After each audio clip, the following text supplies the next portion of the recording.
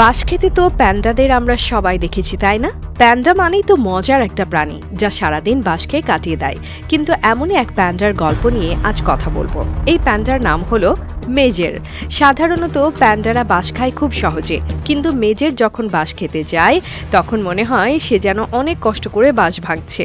তার মুখভঙ্গি এমন যে যে কেউ দেখলে হাসি চেপে রাখতে পারবে না। এখন আপনার মনে হতে পারে মেজের কেন এমন করে। আসলে এই প্যান্ডার জীবনের গল্পটা একটু অন্যরকম। ছোটবেলায় মেজের মানুষের সঙ্গে বড় হয়েছে। সে তখন অন্য প্যান্ডাদের মতো বাঁশ খাওয়া শিখতে পারেনি। মানুষ যেভাবে কোনো কিছু কঠিন মনে করে কাজ করতে যায় সেই অভ্যাসটাই মেজের শিখে ফেলেছে। তাই বাঁশ খাওয়ার সময় সে এমন মুখভঙ্গি করে। এই গল্পটা শুনে হয়তো হাসি পাচ্ছে, কিন্তু এর ভেতরে একটা মজার শিক্ষা আছে।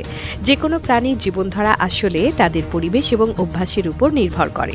মেজেরের এই অদ্ভুত অভ্যাস তার শৈশবের কারণে তৈরি হয়েছে, আর এই কারণেই সে অন্য প্যান্ডাদের চেয়ে আলাদা। তবে মেজেরের এই অদ্ভুত অভ্যাস তাকে আরও বেশি জনপ্রিয় করে তুলেছে। অনেক পর্যটক বিশেষভাবে তাকে দেখতে আসে। মেজেরের মজার কাণ্ডকারখানা দেখে সবাই তাকে ভালোবাসে। প্যান্ডারা সাধারণত খুবই আরামপ্রিয় প্রাণী। তাদের দিনের বেশিরভাগ সময় কেটে যায় খাওয়া দাওয়া আর বিশ্রাম নিয়ে। কিন্তু মেজেরের ক্ষেত্রে এটি একটু ব্যতিক্রম।